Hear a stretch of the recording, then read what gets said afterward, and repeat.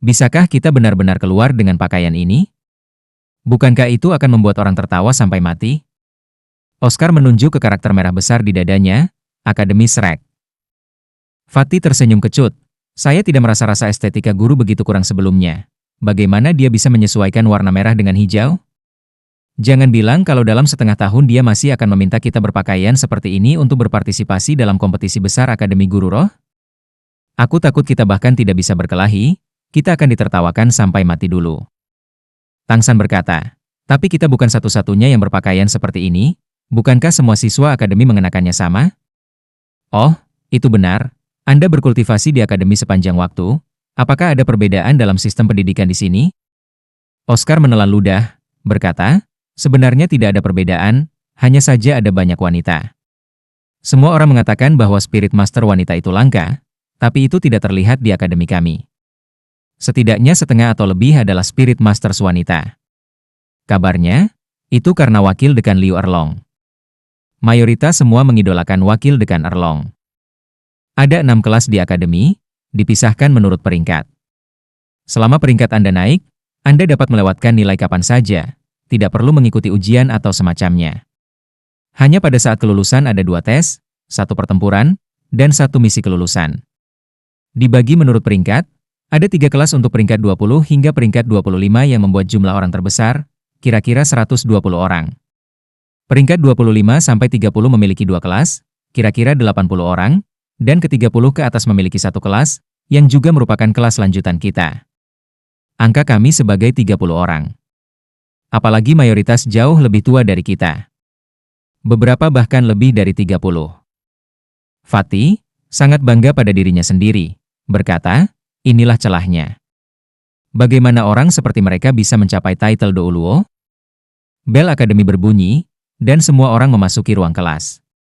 Karena usia mereka, Shrek Seven Devil secara alami tidak dapat dibandingkan dengan siswa yang lebih tua perawakannya. Oleh karena itu tempat duduk mereka semua ada di paling depan. Sekarang semua 7 iblis Shrek telah mencapai peringkat ke-30, dan tentu saja juga duduk di kelas ini. Tepat ketika mereka masuk, Tangsan menemukan suasana kelas agak aneh. Banyak tatapan orang tertuju padanya. Seperti yang dikatakan Oscar, jumlah siswa perempuan hampir sama dengan siswa laki-laki di kelas, dan siswa perempuan ini melihat ke arah Tangsan, sebagian besar menunjukkan keheranan yang murni. Tetapi siswa laki-laki memandang Tangsan dengan tatapan yang jelas-jelas memiliki niat buruk. Tangsan tentu saja tidak peduli jika orang lain melihatnya, dia hanya ingin tahu penyebabnya. Dia memahaminya dengan sangat cepat. Dari tatapan murid laki-laki padanya, dia tahu alasan kejahatan itu. Tangsan ditarik ke ruang kelas oleh Xiao Wu, yang menariknya langsung ke kursi di sebelahnya. Selain itu, dari awal sampai akhir, tatapan Xiao Wu tidak pernah meninggalkan Tangsan, seolah-olah hanya dia orang yang ada di matanya. Meskipun Xiao Wu dan Tangsan belum mencapai usia 14 tahun, anak perempuan berkembang lebih awal dari anak laki-laki, dan Xiao Wu tidak hanya cantik, dia masih memiliki rambut panjang hitam pekat di samping sosok rasio emasnya yang sempurna. Tentu saja jumlah dari 20 pemuda yang mendambakannya itu tidak sedikit. Oscar dan Ma Hongjun tidak dipandang dengan sifat jahat seperti Tangsan, dan duduk di sisi lain diam-diam mencibir. Zhu Zuqing hanya duduk di sudut dengan ekspresi sedingin es. Tidak peduli orang lain, dia bahkan tidak melihat teman terdekatnya. Gurunya belum datang, dan setelah kelas menjadi sunyi sesaat ketika Tangsan dan yang lainnya masuk, suasana menjadi berisik lagi. Beberapa siswa berusia 23 atau 24 tahun yang duduk di belakang segera berdiri dengan tatapan penuh arti, dan berjalan menuju Tangsan dan Xiao Wu. Tangsan berkata dengan suara rendah kepada Xiao Wu, sepertinya kamu sangat populer di sekitar sini. Xiao Wu mendengus, berkata, itu hanya beberapa paman yang membosankan. Siapa yang peduli tentang mereka? Tangsan tidak bisa menahan senyum, tidak perlu terlalu kasar, mereka hanya 10 tahun atau lebih tua darimu. Xiao Wu menjulurkan lidah merah mudanya yang menggemaskan di Tangsan. 10 tahun lebih tua bukan paman? Saat keduanya berbicara, Tangsan tiba-tiba merasakan cahaya diblokir di depannya. Sambil mengangkat kepalanya untuk melihat, dia melihat 4 orang berdiri di sampingnya. Keempat orang ini semuanya bertubuh sangat tinggi, melingkari sisinya seperti dinding. Tangsan bertanya tanpa mengedipkan kelopak mata, sesuatu yang ada di pikiranmu? Yang paling dekat dengan Tangsan adalah seorang pemuda yang kokoh, tingginya kira-kira 1,80 meter, bahu lebar dan punggung lebar, rambut pendek berwarna merah kastanya yang memberi kesan sangat bersemangat, Pancaran yang berkedip-kedip jauh di matanya, berbicara dengan suara rendah dan teredam. "Nak, apakah kamu baru?" Tang San mengangguk. "Ya, halo, saya Tang San." Pemuda kokoh itu berkata, "Karena kamu baru, maka sepertinya kamu tidak tahu aturan kelas lanjutan kita." "Aturan?" Tang San menatap kosong. Pemuda kokoh itu mengangguk menegaskan, "Benar, ada aturannya.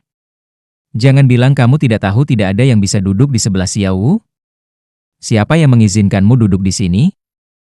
"Saya." Tanpa menunggu Tang San berbicara, Xiao Wu sudah menampar meja dan berdiri. Di depan Tang San dia penurut, tapi di depan orang lain dia masih kakak bos dari Akademi Nuoding. Tamparannya di meja bergema seperti gunung, energi pemberani yang ditunjukkan dalam pidatonya. Pada tamparan itu, keempat pemuda itu secara bersamaan gemetar, tanpa sadar mundur selangkah. Xiao Wu meletakkan kaki di kursi di sebelahnya, tangan kirinya bersilang di pinggangnya, tangan kanan menunjuk keempat saat dia dengan marah berteriak, "Apakah Anda ingin mengatakan sesuatu?" "Enyah." "Jika tidak, jangan salahkan Xiao Wu Jie karena belak-belakan." Murid laki-laki yang kokoh itu agak tidak bisa menahan wajahnya saat memarahi Xiao Wu. "Xiao Wu, ini masalah di antara kita, para pria, jangan terlibat. Saya selalu membiarkan Anda mengikuti keinginan Anda, tetapi saya tidak takut pada Anda. Jangan bilang kamu pikir aku, sebagai kepala akademi, bisa mundur begitu saja?" Tang San di samping tidak dapat menahan diri untuk bertanya, "Senior, siapa kepala akademi?" Seorang siswa kurus dan tinggi di samping siswa yang kokoh tidak dapat membantu tetapi berkata, "Sial macam apa ini, bahkan tidak tahu tentang kepala suku. Ketua adalah yang paling hebat di antara semua siswa akademi." Mendengar dia mengatakan ini, Tang San malah agak waspada. Mengukur siswa kokoh di depannya, dia berkata, "Jadi seperti itu." Dia percaya bahwa karena bagian lain mengatakan ini, maka siswa yang kokoh ini pasti lebih kuat dari Dai Mubai. Melihatnya seperti ini, pihak lain mungkin mendekati kekuatan peringkat ke-40. Siswa yang kokoh dengan bangga menyatakan, "Nak, sekarang kamu punya dua pilihan. Yang pertama adalah berduel denganku. Jika kamu menang, aku akan mengakui kamu memiliki kualifikasi untuk duduk di sana. Yang lainnya adalah segera tersesat dan mencari tempat lain untuk duduk." Tang San tidak pernah suka menimbulkan masalah, tetapi dia juga tidak pernah malu-malu.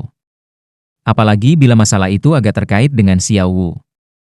Tidak peduli bagaimana hubungannya, sebagai kakak Xiao Wu, bagaimana dia bisa mundur? "Duel? Di sini?"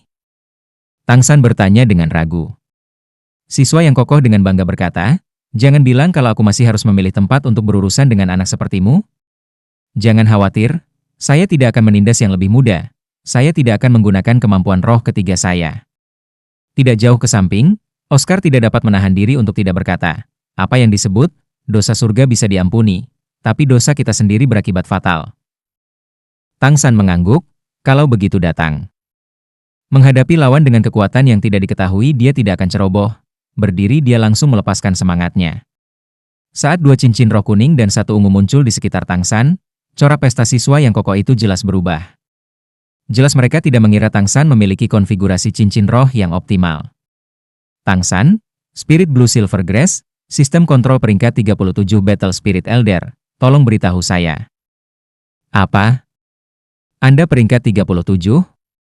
Murid yang kokoh itu terkejut. Dalam hati dia tidak bisa menahan penyesalan apa yang dia katakan barusan tentang tidak menggunakan kemampuan roh ketiganya. Tapi dia setelah semua kepala akademi Blue Tiran sebelumnya dan dia adalah penghasuh pertarungan ini. Tentu saja dia tidak bisa mundur.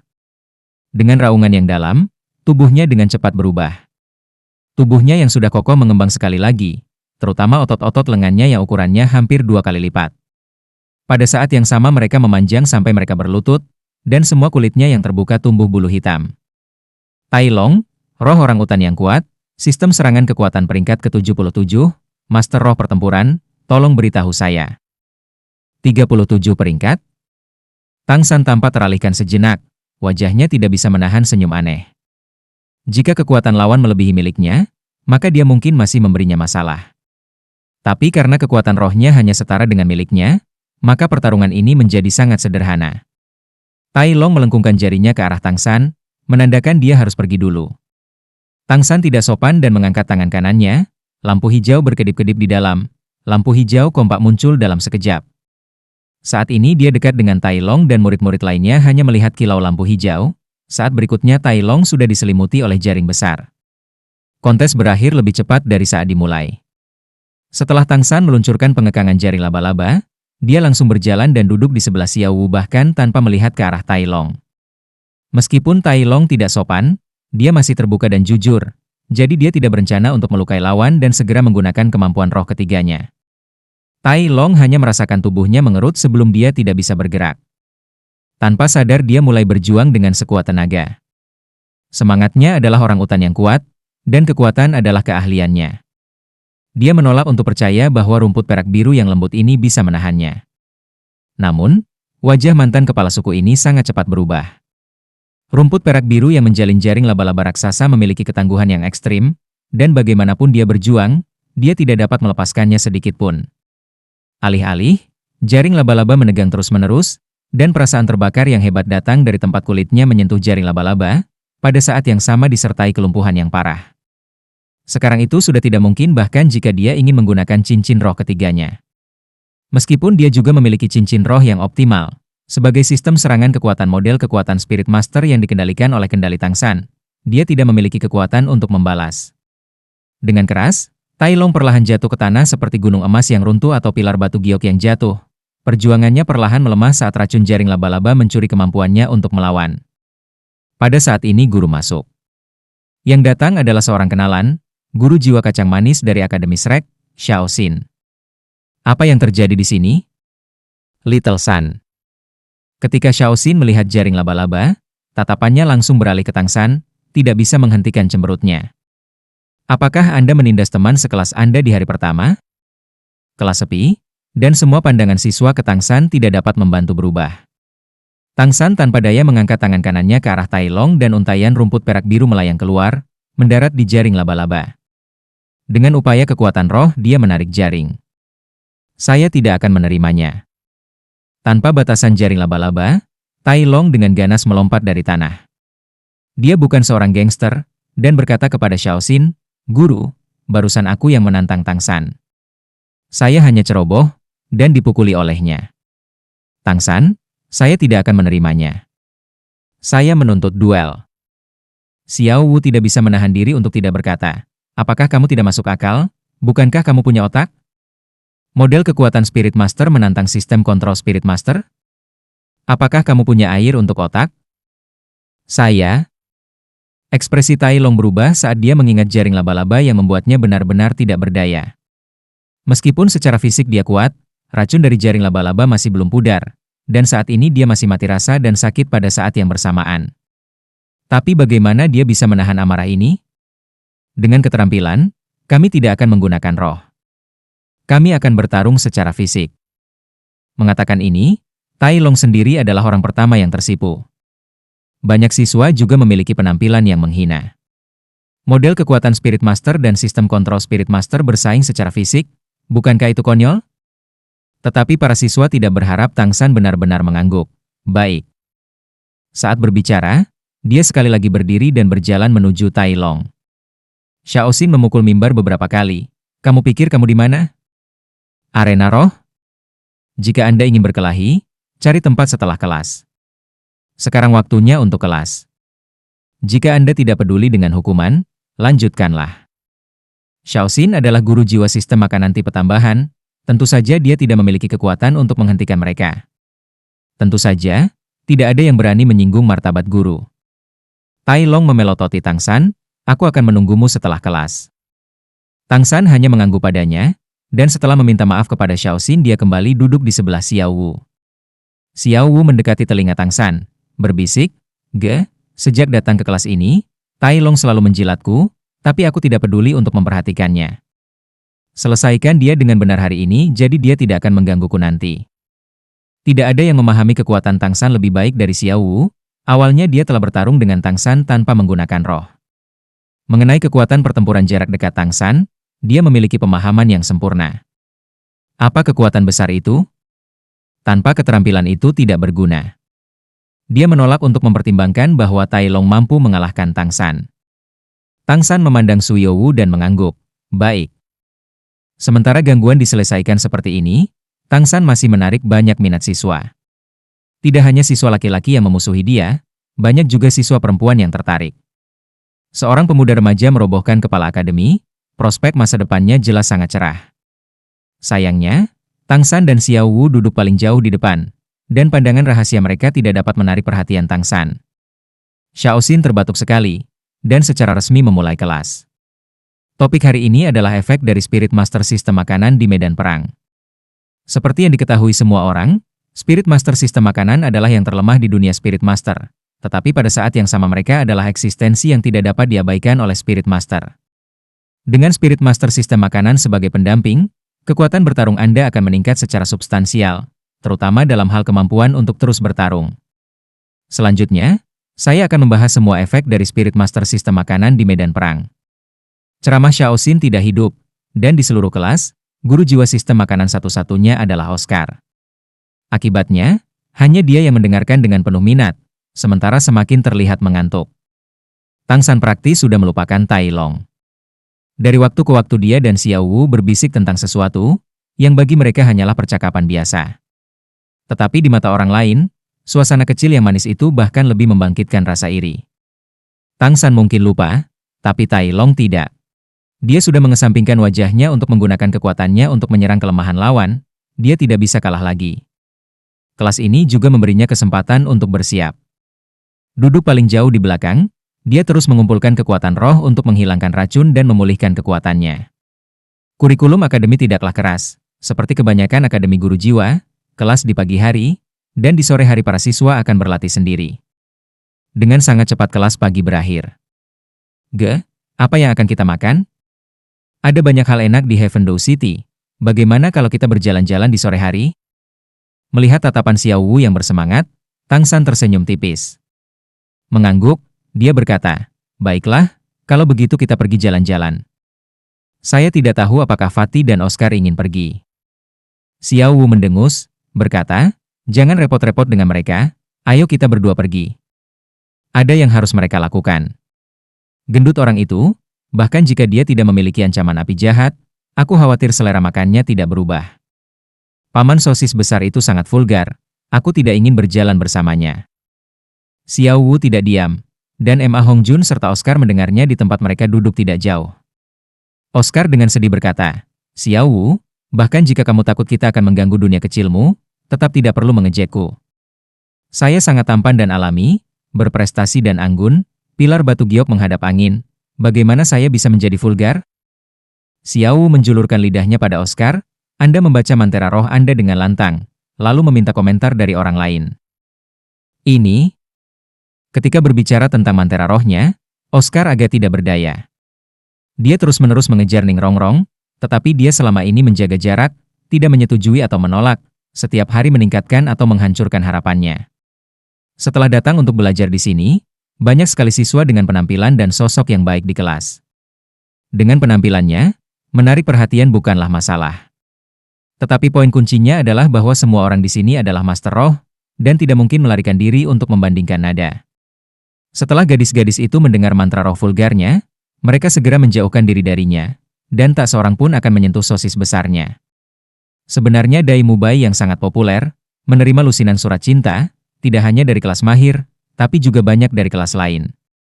Meskipun dia tidak setampan Oscar, pesona mata jahatnya yang terlihat menembus hati dan jiwa orang-orang, serta kejantanannya yang murni, secara alami membuatnya menjadi titik fokus para gadis. Sayangnya, sejak bertemu Ju Zhuking, Dai Mubai sepertinya telah benar-benar mengubah sifatnya, dan tanpa waktu untuk bersembunyi dari bunga-bunga ini, dia juga tidak berani memprovokasi mereka. Ini juga alasan utama mengapa sikap Ju Zhuking terhadapnya sedikit meningkat. Pada saat ini, suara yang tidak harmonis bergema sekali lagi. "Tang San, ikuti aku." Tai Long telah membawa beberapa pengikut, menunjuk ke Tang San lalu keluar sebelum berbalik untuk pergi.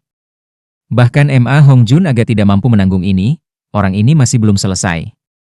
"Kakak ketiga, apakah Anda ingin saya membantu menyelesaikannya?" Memalukan untuk tetap diam setelah menerima hadiah, dan meskipun sifat Fatih adalah melarikan diri, Coxcomb Phoenix Sunflower Tang San telah menyelamatkan nyawanya. Meskipun ini bukan sesuatu yang akan dibicarakan Fatih, itu masih terukir dalam di hatinya. Selain keakraban dasar, dia masih memiliki semacam rasa hormat khusus untuk Tang San. Bentuk sapaannya juga telah berubah total dari San kecil menjadi saudara ketiga. Tidak perlu, aku akan pergi sendiri. Saat berbicara, Tang San dan Xiao Wu berjalan keluar. Kelompok Tai Long langsung menuju ke hutan di belakang blok pengajaran sebelum berhenti. Seragam sekolah Tai Long telah terkorosi oleh jaring laba-laba Tang San, dan sekarang dia merobeknya begitu saja, memperlihatkan otot-otot yang sangat sempurna. Kedua tangan rileks selalu mengencangkan, tulang-tulang yang mengeluarkan gigi retak-retak sakit. Suasana hati Tang San baru-baru ini agak buruk, dan rentetan provokasi Tai Long membuatnya sedikit tidak sabar. Tanpa berbicara, dia berjalan langsung menuju Tai Long. Ayo mulai. Saat berbicara, Tang San tiba-tiba mempercepat, bergegas ke depan, sudah tiba di depan Tai Long. Pengalaman pertempuran Tai Long jelas sangat berlimpah, dan tanpa panik dia mengangkat tangan kirinya untuk melindungi dadanya, sementara tinju kanannya menyerang dengan suara siulan. Tang San tidak menghindari serangan Tai Long. Mengangkat tangan kirinya, dia mencocokkan lawan dengan tinju kanannya sendiri, membuat setengah berbelok ke kiri di saat yang sama saat dia melangkah maju. Dia membanting bahu kanannya ke perut Tai Long. Kaki kanannya juga datang ke tempatnya, dan dengan tangan kanannya mendorong ke depan, itu adalah jendela pembukaan standar untuk bulan purnama. Tai Long hanya merasakan tinjunya mengayun di udara kosong, kekuatan di baliknya memudar, segera diikuti oleh kekuatan besar di dadanya. Dia tersandung, dan terbang tanpa daya. Bang! Tubuh besar Tai Long terbang beberapa meter sebelum akhirnya mendarat di rumput biru perak di dalam hutan. Yakin? Tang San berdiri di sana dengan tangan di belakang punggung. Meskipun dia masih muda, berdiri di sana sekarang dia masih memberikan kesan yang agung. Tidak akan menerimanya. Tai Long meraung, dengan keras melesat dari tanah dan menyerang Tang San seperti batu besar. Alis Tang San berkerut, kalau begitu aku akan mengalahkanmu sampai kamu melakukannya. 10 menit kemudian Xiao Wu memimpin jalan keluar dari hutan. Sambil berjalan dia tidak bisa menahan nafas. Meskipun orang Tai Long itu agak merepotkan, dia benar-benar bisa menerima pukulan. Dia benar-benar terus berdiri bahkan setelah dilempar 100 kali. Dia juga memiliki karakter yang sangat ulet. Tang San mengikuti di belakang Xiao Wu keluar dari hutan.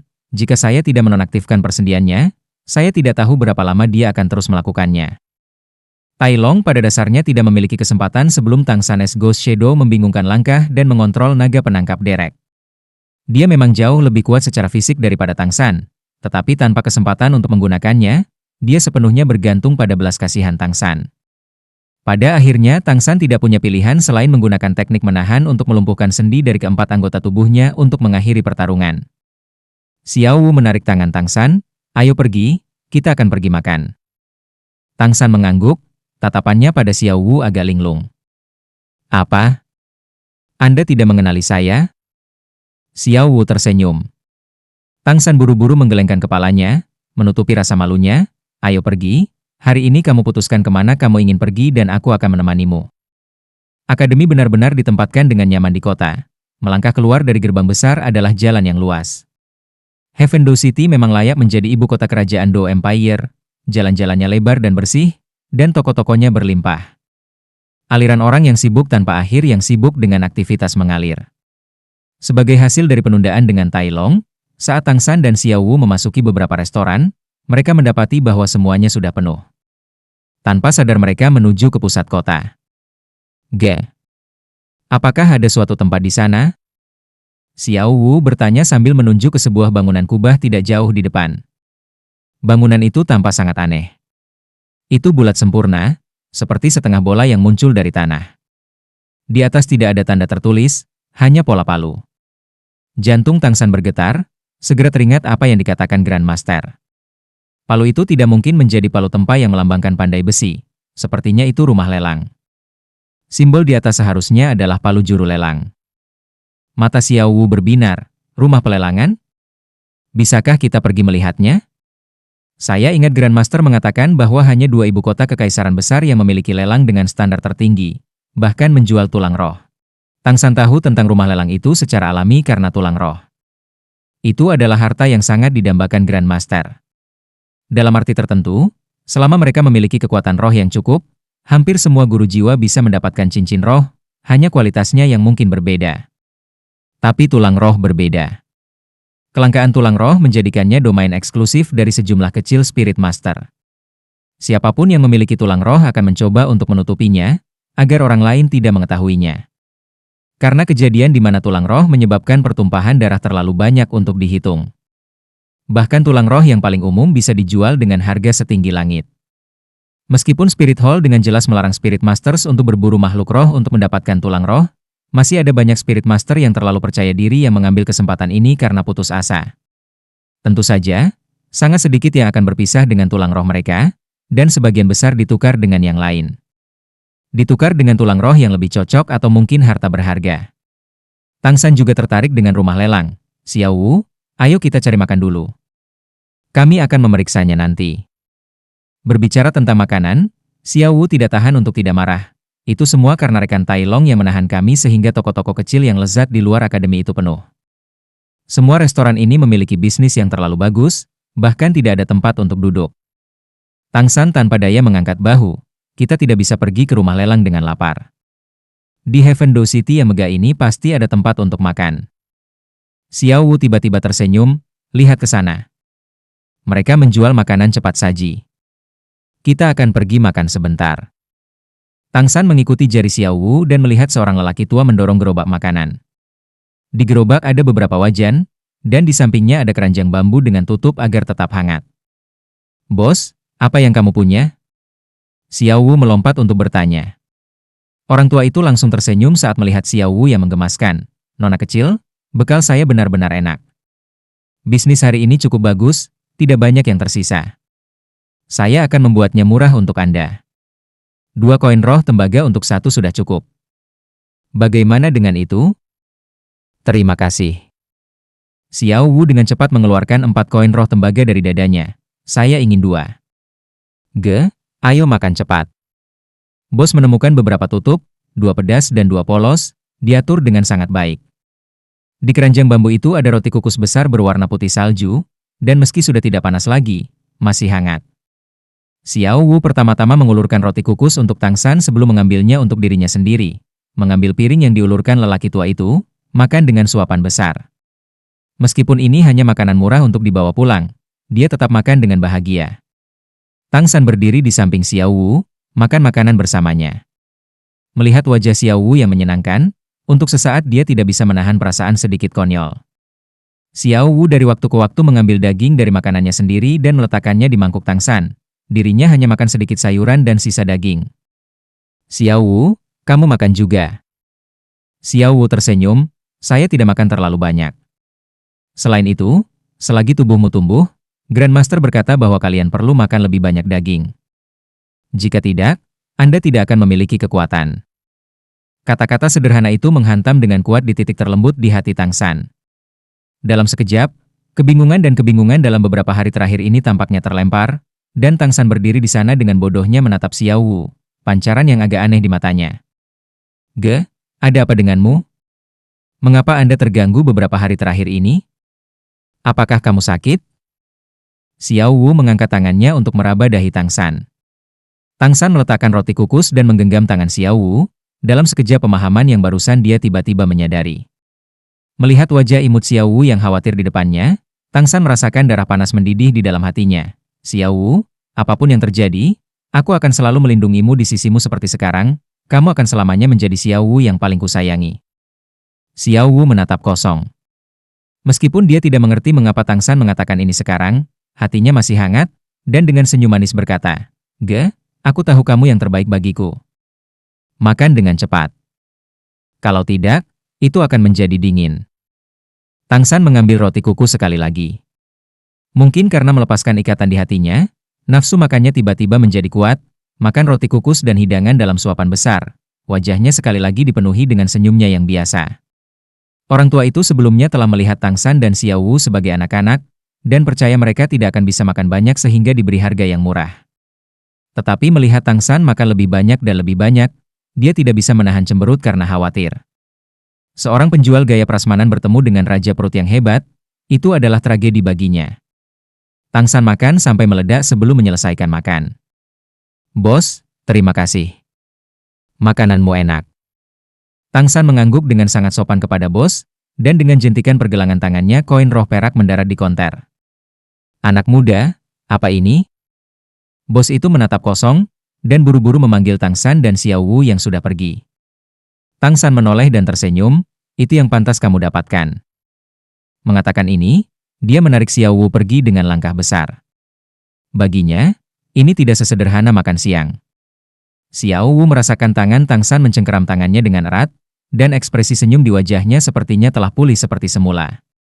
Dia selalu cerdik, dan tanpa meminta apapun menuju ke rumah lelang dengan suasana hati yang gembira. Ketika mereka mendekat, mereka benar-benar dapat menghargai skala bangunan bundar itu. Menurut perkiraan Tang San, setengah bola yang tumbuh dari tanah ini memiliki diameter setidaknya 500 meter, dan tingginya 80 meter pada puncaknya. Meskipun itu lebih rendah dari arena roh agung yang pernah dia lihat sebelumnya, dia tahu bahwa tempat ini hanyalah rumah lelang dan tidak membutuhkan ruang untuk penonton. Selain itu, ini adalah ibu kota kerajaan Dou Empire, dan setiap tempat tanah bernilai emas. Dari sini dapat dilihat dengan jelas betapa pentingnya posisi rumah lelang di Heaven Dou City, dan betapa dalamnya latar belakangnya.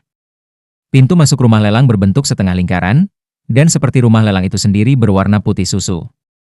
Di depan pintu berdiri 4 wanita muda jangkung. Para wanita muda ini jelas telah lulus seleksi ketat. Tidak hanya tingginya sekitar 1,75 meter, sosok mereka sangat baik, dan tanpa perlu menyebutkan penampilan cantik mereka memiliki daya tarik seks yang besar. Mereka tampak paling lama 20 tahun. Mereka mengenakan gaun panjang yang bahkan menutupi lengan mereka, tanpa memperlihatkan kulit apapun. Tapi gaun-gaun itu sangat pas, garis-garis lekuk tubuh mereka yang indah menggambarkan garis-garis yang indah. Gaun putih salju disulam dengan desain perak yang samar-samar menyerupai kata-kata, tetapi baik Tang San maupun Xiao Wu tidak bisa melihatnya. Keempat remaja putri semuanya bergerak secara identik, dengan kedua tangan terangkat ke depan dan tersenyum, dan meskipun senyumannya profesional, mereka tetap dengan mudah memberi kesan yang baik kepada orang-orang.